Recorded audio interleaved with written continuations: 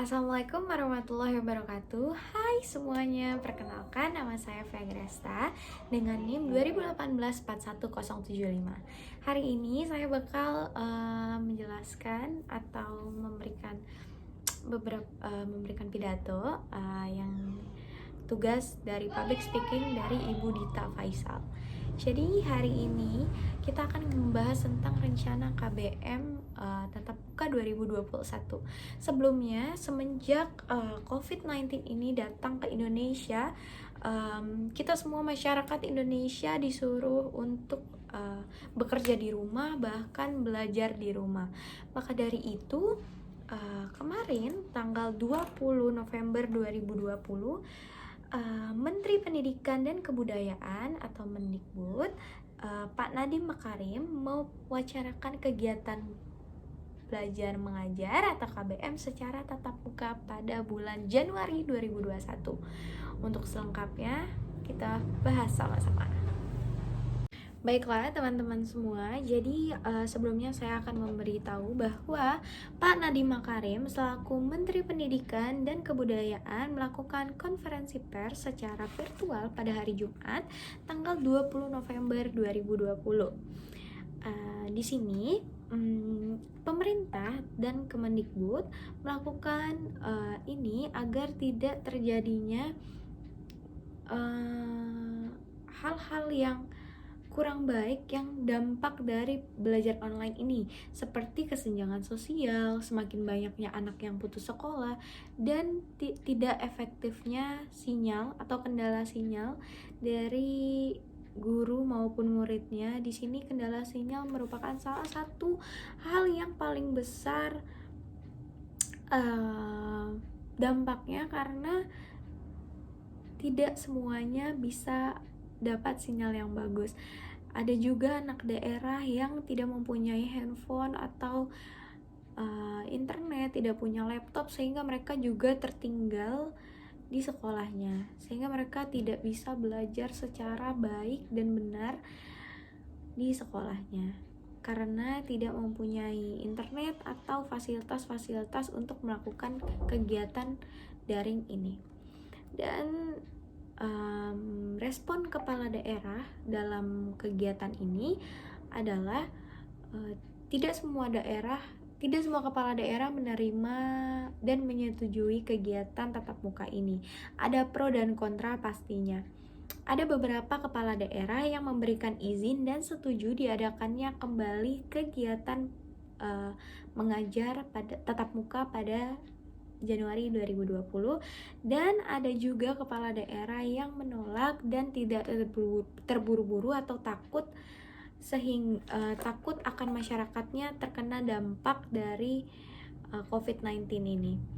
Tetapi bagaimanapun kegiatan ini akan dilakukan jika disetujui oleh Pemda, kepala sekolah, komite sekolah, dan yang terpenting disetujui oleh orang tua murid. Baiklah teman-teman, tadi saya sudah menjelaskan bahwa ada kepala daerah yang pro dan kontra terhadap keputusan Kemendikbud untuk melakukan kegiatan belajar tatap muka pada 2021 pada Januari tahun depan. Nah, contohnya adalah Solo menolak kegiatan belajar mengajar secara tatap muka ini, tetapi tetap masih dipertimbangkan. Dan untuk Kota Malang sudah menerima dan sudah mempersiapkan kegiatan belajar mengajar untuk tatap muka 2021 dan mempersiapkan semua protokol kesehatannya, sehingga nanti murid-murid yang masuk kembali dan melakukan kegiatan mengajar tatap muka bisa dengan aman. Dan untuk Daerah Istimewa Yogyakarta itu sedang mempertimbangkan dan memutuskan sistem zonasi dan protokol kesehatannya, tetapi mereka tetap tidak terburu-buru untuk memutuskan apa yang akan dilakukan. Seperti itu. Dengan adanya kegiatan belajar tatap muka pada 2021 bulan Januari ini menuai pro dan kontra pada masyarakat. Respon masyarakat pun banyak, ada pro dan kontra. Tetapi sebagian besar masyarakat, terutama orang tua, itu kontra dengan keputusan dari pemerintah yang akan melakukan kegiatan tatap muka pada 2021. Karena orang tua sangat takut dan khawatir akan anaknya, apakah anaknya bisa mengikuti peraturan protokol kesehatan yang telah ditetapkan oleh pemerintah. Apakah anak mereka bersih ketika di sekolah? Apakah anak mereka bisa menjaga jarak dengan orang lain? Kita tidak tahu. Ketika sudah bertemu dengan temannya, mungkin dia akan main-main, touching sama temennya. Itu adalah mimpi buruk bagi orang tua ketika khawatir, deg-degan kepada keselamatan anaknya, yang itu menyebabkan hal yang sangat berbahaya jika sampai tidak mengikuti peraturan atau protokol kesehatan dari pemerintah itu sendiri. Bukan hanya pendapat atau respon dari masyarakat dan kepala daerah, saya sebagai mahasiswa juga memiliki respon tersendiri terhadap kegiatan belajar mengajar tatap muka pada tahun 2021. Saya sebagai mahasiswa, saya ketika mendengar kegiatan belajar ini akan dimulai pada 2021 secara tatap muka, saya sangat senang. Saya bisa aktif lagi pada kuliah saya lebih bisa belajar secara efektif lagi, dan tentunya banyak sekali kegiatan organisasi saya di sekolah yang belum saya jalankan dan sangat terhambat karena kegiatan daring atau online ini. Tetapi di sisi lain saya juga berpikir bahwa kegiatan ini belum tentu dampaknya akan selalu positif, karena yang kita ketahui jumlah kenaikan kasus COVID-19 ini masih terus berjalan, sehingga kita belum tahu apakah ini sudah bersih atau belum. Pendidikan memang sangat penting untuk kita lakukan, belajar, tetapi saya awalnya sangat tidak setuju dan merasa sangat tertekan dengan belajar online ini. Tetapi alangkah baiknya jika kita semua dan tentunya saya mulai nyaman dengan online ini, karena kesehatan dan keselamatan kita sangat penting, teman-teman. Jadi nggak ada gunanya kalau kita udah belajar mati-matian tetapi kita tidak punya kesehatan yang kuat atau kita tidak selamat. Maka dari itu saya sebagai mahasiswa, saya ingin belajar efektif tetapi dengan keadaan yang efektif juga, sehingga ketika semuanya sudah baik-baik saja baru dilakukannya kegiatan tatap muka, dan tidak perlu ada banyak ketakutan dari mahasiswa, dari orang tua maupun dari masyarakat akan terjadinya virus COVID-19 ini.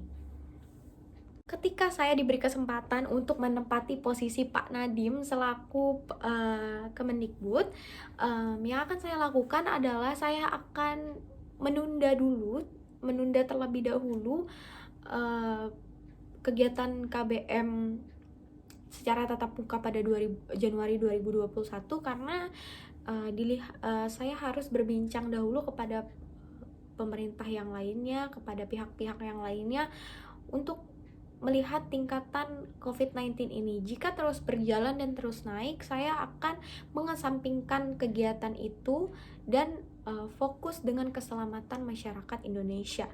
Dengan itu, ketika COVID-19 sudah berhenti dan sudah hilang, sudah membaik istilahnya, itu baru akan saya masukkan anak-anak ke sekolah dengan tatap muka sehingga lebih efektif. Memang sekarang kurang efektif, tapi alangkah baiknya jika ketika kita sehat dan kita ingin belajar itu akan lebih efektif. Maka dari itu, ketika saya mendapatkan posisi menjadi Kemendikbud, saya akan mengesampingkan hal itu dan akan memprioritaskan kesehatan masyarakat saya terlebih dahulu. Ketika sudah bisa saya pastikan kesehatan masyarakat sudah membaik dan angka COVID-19 sudah menurun dan masyarakat Indonesia bisa mengikuti protokol kesehatan yang ditetapkan oleh pemerintah dan patuh, tentunya akan saya jalankan kegiatan tatap muka. Jika pemerintah memang akan melanjutkan kegiatan mengajar ini tatap muka pada Januari 2021, alangkah baiknya jika pemerintah bisa memilih dahulu zona mana yang seharusnya sudah melakukan tatap muka dengan dijalankannya protokol kesehatan yang sangat kuat. Dan pemerintah pun, bukan hanya pemerintah pusat tetapi pemerintah daerah pun harus secara tegas mengingatkan kepada semua, mau guru maupun mahasiswa bahkan orang tua, untuk tetap mengingatkan anak-anaknya agar tetap melakukan social distancing atau melakukan protokol kesehatan dengan baik sesuai yang dianjurkan oleh pemerintah. Dan selanjutnya, jika masih ada zona merah seperti Jakarta, itu lebih baik menurut saya tetap pada daring sampai kasus COVID-19 ini menurun atau tidak ada lagi. Seperti itu. Baiklah teman-teman, hanya itu yang dapat saya sampaikan. Mohon maaf jika saya ada yang salah perkataan saya. Terima kasih, semoga ilmu yang saya berikan bisa bermanfaat. Wabillahi taufik wal hidayah. Wassalamualaikum warahmatullahi wabarakatuh.